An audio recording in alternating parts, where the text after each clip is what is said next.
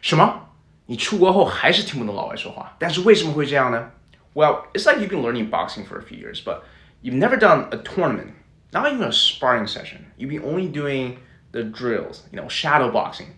So when you're actually in the ring, you don't know when and where the punches are coming. You've been practicing listening, probably with only the canned materials from IELTS and TOEFL. But those materials tend to be too polished, almost too perfect, because they're initially designed and tailored to be listened to and understood by non-English native speakers. So they're much slower, with less slang and fewer local expressions, and they only cover a very small subset of real-world English applications, mostly in the academic scenarios.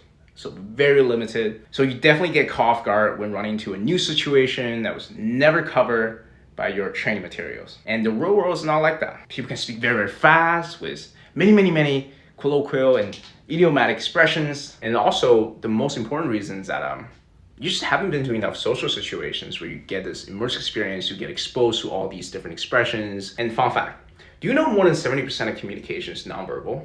It's through body language and energy, which means that sometimes you will only get the meaning if you're face to face with someone. It's the energy, it's the body language that's doing the talking. And you will never get to level up your ability to decode energy by only listening to audio.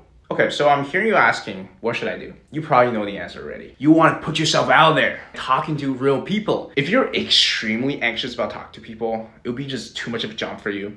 Sure, you can still get the partial benefits mimicking the real world scenarios by listening to podcasts. A podcast is like a talk show, a radio show, typically between two people, sometimes like 3 or 4. They're available online for streaming, for downloading. I think it's probably the closest thing to real life conversations. It's literally 2 people talking. That's how they talk in like a typical setting. Unlike TV shows, sometimes they can be too dramatic because TV shows and movies are supposed to be more dramatic than real life, right?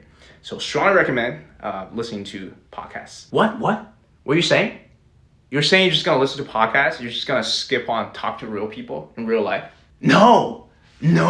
Listen to podcasts is no substitute to talk to people in real life. Nothing beats the old-fashioned way of picking up a conversation with a stranger. 实战最重要. Okay, so follow me, I'll show you how.